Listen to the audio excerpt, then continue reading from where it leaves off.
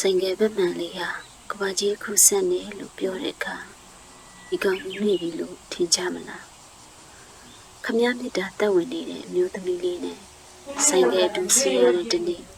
သူ့မျက်နှာလေးကိုဆိုင်ကယ်ဘက်မှန်လေးဟာခိုးကြည့်ခွင့်ရတဲ့တနေ့ခမည်းကိုချင်းစားတယ်လိမ့်မယ်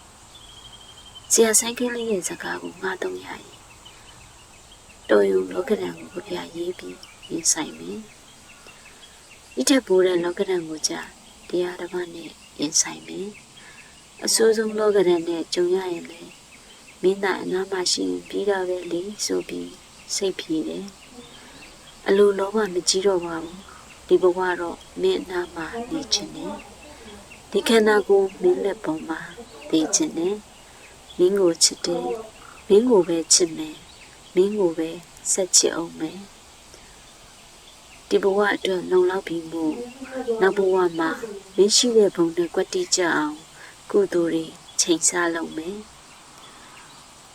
ဘဝကူးမဲ့ကရုကမက်ဆေ့မှာမင်းနာမည်လေးထိုးထားတော့မယ်စံကြိုးစောမယ်